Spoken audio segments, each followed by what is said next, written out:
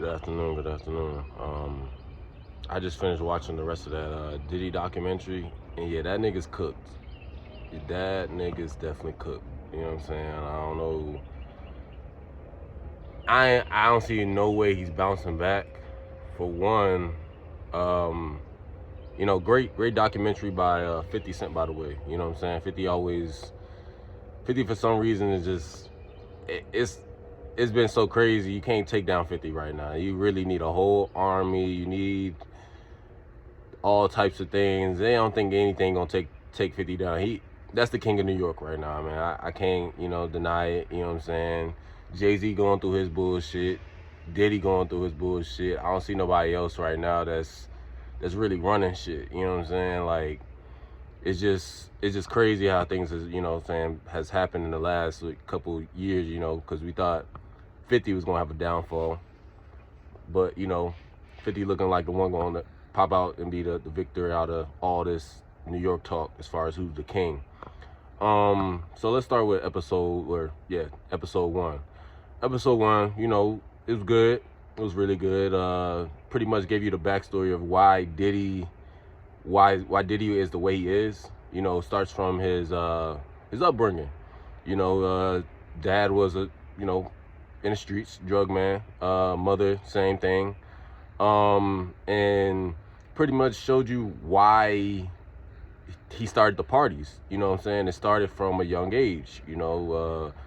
Can't really per se remember the age, but it started from that age. So, his mother used to throw big parties, and that's why Diddy started doing those parties and making those parties a big thing, because I won't say it's a little part of his trauma, but it was just a part of his, I guess, like you said, the glamour, or just seeing things and want to be a part of that limelight, especially when you got your young child and you see your mother having big fancy parties, you know what I'm saying, with big celebrities, big players in the city, things of that nature, drug dealers, hustlers, all different types of, people, especially black people.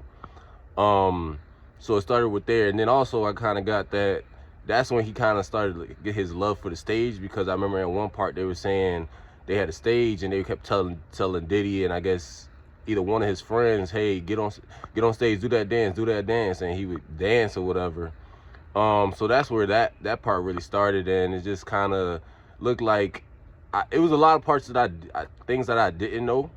From the part where he threw that the celebrity basketball game with Heavy D, and that's how he got famous. I never knew that. I just thought he was famous for being A&R with Andre Harrell and whatnot. So that was a great thing to see. So it's kind of like his claim to fame was always out of somebody else's tragedy, or through sacrifice of someone else. So that was kind of different to see, for sure. You know what I'm saying? Then it went from there to this is where I think the nail in the coffin is. The nail in the coffin, I think, for sure, is, it was the whole, the sexcapades, the whole drugs and all the other bullshit, but the real nail in the coffin comes from the start of the East-West beef, the East-West versus West beef. The Tupac versus Biggie shit. I definitely would say, the Drake and Kendrick shit has gotten bigger over time just because of social media. But when we look at the grand scheme of things, that's the grandfather of all rap beefs. The Tupac versus Biggie thing. You know what I'm saying? Because maybe if, like, it's crazy, because I always thought, like, maybe if those two got together, maybe hip hop and rap would be a little bit further along as far as, like, unification, especially, as black people. You know what I'm saying? We probably wouldn't be so, I wouldn't say as divided, but we would have a little bit more understanding of where each person comes from. So, growing up as a 90s kid, we thinking, or 80s, 90s kid, you always thinking, like, bro, like, it's always been Suge Knight been the one that's been the fuck nigga that's been doing all the bullshit. But it been really Diddy the whole time. It been Diddy the whole fucking time that's been doing the fuck shit. Nigga been taking niggas' girls, nigga, I don't know where this nigga never had a girl like as far as like his per se his own. He always just been trying to take niggas somebody else's girl. Like I get it from the standpoint of what is it called? I don't know how to exactly say it, but I get it from the macho man. Like I'm the king of the king. I can take your girl. Like you know what I'm saying. I get all that shit from that standpoint. But damn nigga, the whole time you Kim Porter, um, shit, Cassie, you can go down the line, the list of people girls that he done took. You know what I'm saying? And it's like, you didn't take people's girls just to be to take them. You just wanted to be say, oh, I got this girl just to have her, type of thing.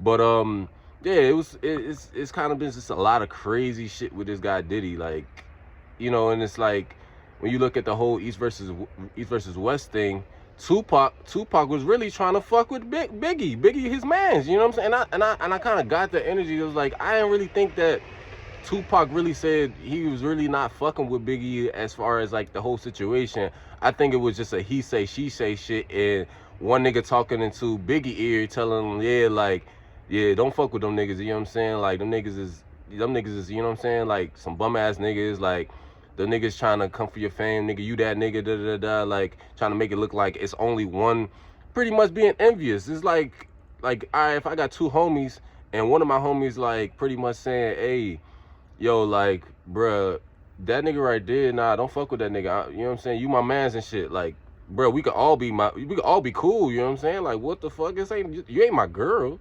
You know what I'm saying? Like, what are you doing? That's why, go back to the envious thing. The nigga was envy of Tupac and envious of their friendship, of Tupac and Biggie's friendship.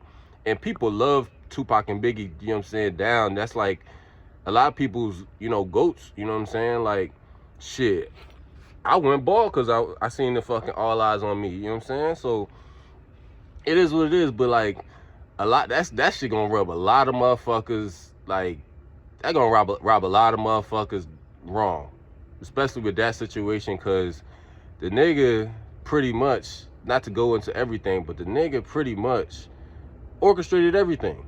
He orchestrated the killing of Tupac. You can't really say he didn't orchestrate the killing of Biggie. You know what I'm saying? Like, shit, he should just let Biggie go to the whole motherfucking thing. But he wanted to be in his ego. He wanted to still be like, oh, we gotta throw this party. Nigga, nobody give a fuck about this damn party, nigga. On some real shit. Why the fuck you care about a damn party? You're celebrating in Cali, bro. That's the Wild Wild West. It's not New York. You don't run shit. You know what I'm saying? No matter how many gang niggas you think you affiliated with, you don't run shit. I don't know why niggas is really scared of this nigga Diddy. That shit I never understood that. You know what I'm saying? For the life of me, like, that shit crazy. But yeah, nah, and then it's like Suge Knight, you know, Suge Knight knew the whole time, like, you know, you know, everybody want to be all like PC and I'm not trying to talk to the feds, nigga. Y'all should have said something, bro. Like, at this point, y'all niggas waited, what, 25 years at least almost 30 years to find this shit out? And y'all niggas had this shit, and y'all just now figuring this shit out? When, like, now releasing this shit? That shit right there, like I said, that's the nail in the coffin. Once, like, he canceled, it's a done deal. No matter which way he go, like, the man in jail, right? But I feel like the man in jail, he ain't really learning shit. He's still probably in there getting drunk. He probably still in there getting high. He probably still doing the same fuck shit he was doing, trying to run shit. I don't know if you know what I'm saying, with his celly or whatnot, but the nigga ain't really learning shit. That's just me. I really think he should be in solitary confinement for his whole time. But that's just so he can self-reflect properly. You know what I'm saying? And be sober and not have to feel like he's still in tune with the real world. He need to feel like pretty much how he was making a lot of these men and women feel, you know, belittled. You know what I'm saying? Whether it was sexually or physically or it was just intimidation. You know what I'm saying? He just needs to kill that complete ego of Diddy, Puffy, Love. You know what I'm saying? He need to do something. He need to stay out the limelight. he needs to probably just be some type of mentor, if that makes sense. You know what I'm saying? After he work on himself completely and really like show that he's a new person. Um, and then the whole thing with Cassie, it's mixed feelings with that situation. You know, everybody say, "Oh yeah, she was a part of it." Yeah, you're right, but in the same sense, everybody that he was with, he groomed in those situations. I need people to understand what grooming means. He groomed them in those situations. So yeah, she might have, they might have had their little sex escapades and shit like that. Got the sex workers and all that other bullshit, um and it's just kind of like, you got to understand, when you program another person, yeah, it might look like, yeah, the person's not a victim, but the person is a victim of the situation, because she was young. She was 19 when she met this nigga Diddy. So you gotta, not saying that, not to insult her intelligence, but it's like, yeah, she knew what was going on, but how do you know she was not scared to like not run away and like not, you know what I'm saying? Like she getting money. She's getting like damn near the world given to her from Diddy. So, a lot of women go through that shit, you know what I'm saying? I'm not saying it's trauma bonding, but it's like a lot of people get into relationships and it's kind of hard to fall back because the security of the money, you know what I'm saying? A lot of it is the money securities, the traveling and all the other nonsense that's going on. So it's like, yeah, I can have somebody that's better for me, but that person might not be able to have things in place securely, you know what I'm saying? And that's a lot of main points for, a lot of women in relationships, especially nowadays, security. You know what I'm saying? A lot of people, and they not in love, they just doing business relationships, you know what I'm saying? It's like, I take care of you here, you take care of me there, you know what I'm saying? Like, not saying there's nothing wrong with that, but it's like, do y'all really love each other, or is just strictly business, you know what I'm saying? So yeah, with the whole thing with Cassie, she's definitely at fault, you know what I'm saying? Everybody definitely should be accountable, you know what I'm saying, for the situation. As far as whether you took part, you set up or you helped fund it or planned it and whatnot, as far as the trafficking and all the other BS, you definitely got to be held accountable. And then pretty much, like, just because, like I said, because she's leaving the situation and coming back doesn't make it seem like, yeah, she like it. She was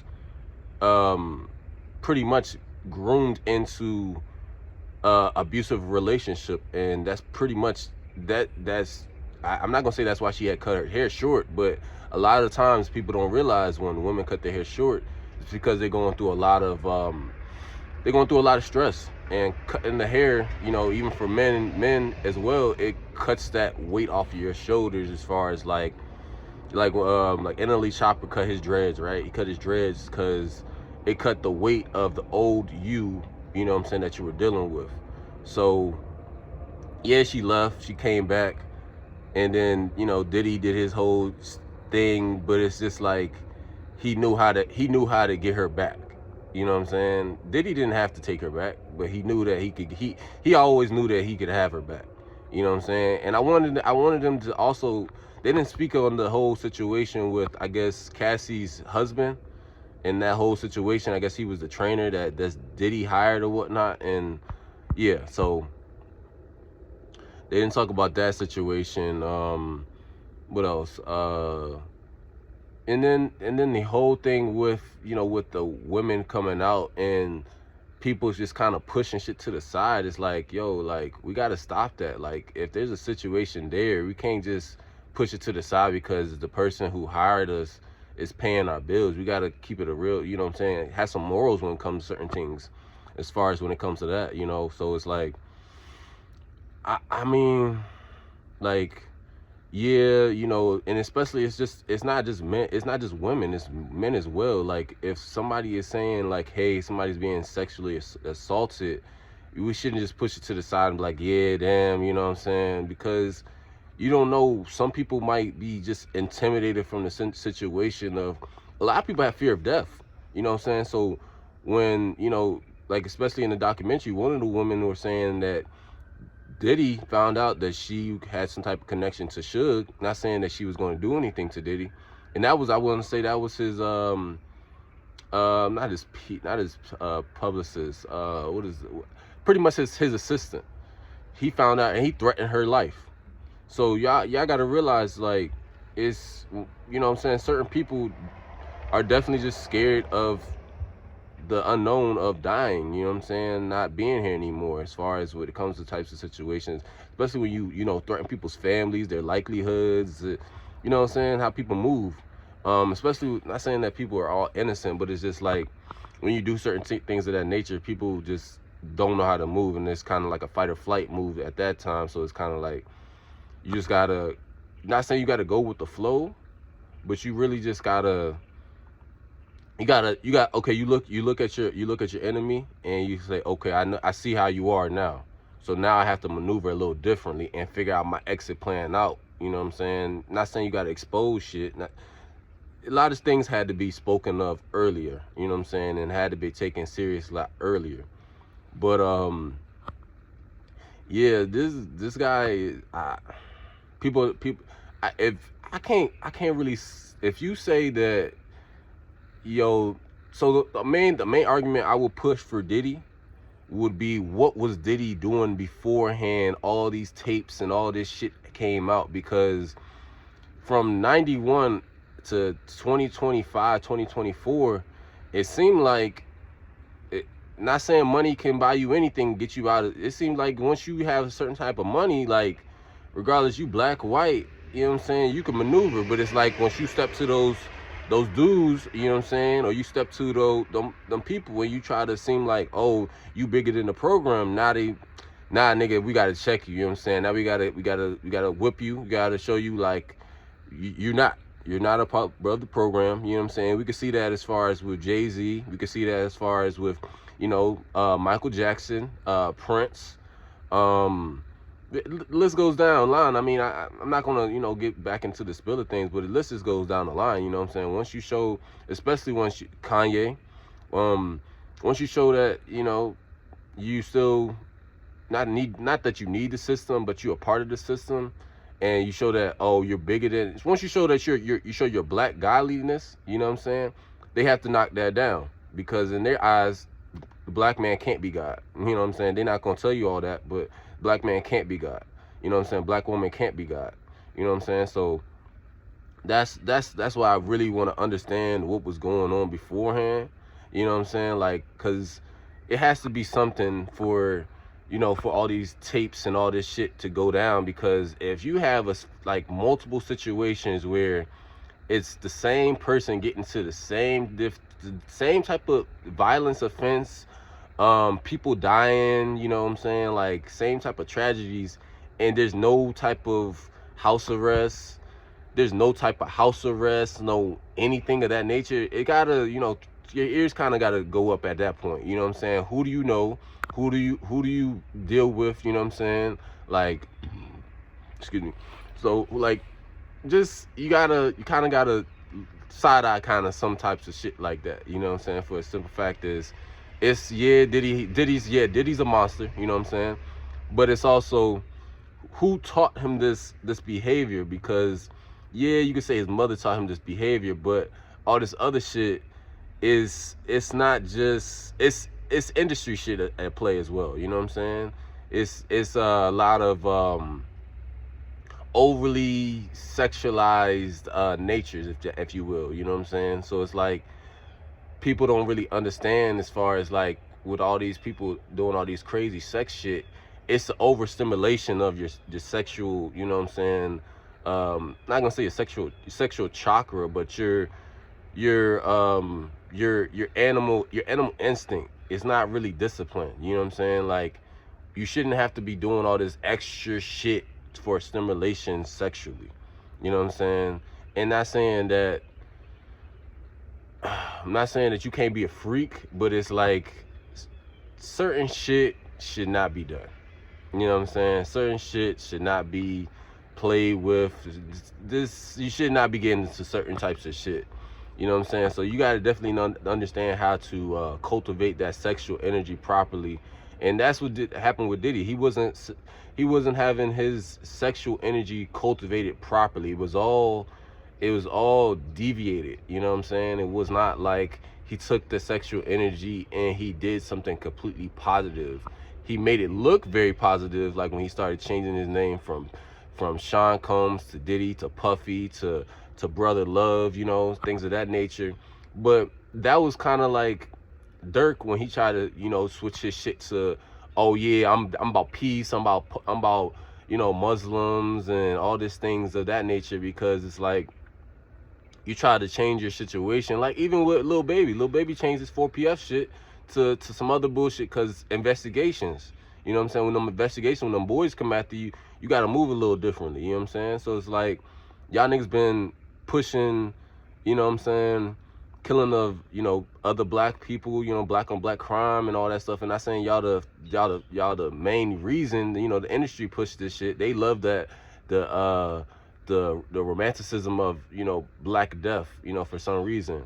But yeah, I definitely got to be held accountable. And you know what I'm saying? It's like we not doing this as a black community. You know what I'm saying? When it comes to holding people, it's like you're very biased on one side when you should just really just be observing the situation and then maneuver how you want to maneuver. But it's like people see one thing and it's just like, oh yeah, nah, I'm gonna be very biased. But it's like if both people on fuck shit, when I call it, you know what I'm saying, I say niggatry. You know what I'm saying? When niggas on niggatry, you got to call that bullshit how it is. You know what I'm saying? And as a black community, we don't do that. We like, even, you know what I'm saying, like people be saying, oh, like they conscious and they be talking about for the black community and this, that, and the third, but then they be doing other stupid fuck shit. And it's like, how am I gonna follow you or listen to you when you still kind of doing the same fuck shit? You still trying to take your people down.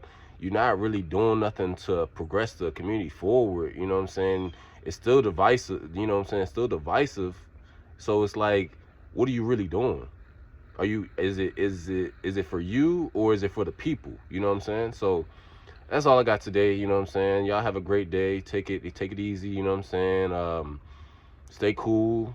I mean, stay warm actually, because it's cold out here. You know, it's real frigid out here in Atlanta. So y'all take it easy, man. Have a nice one.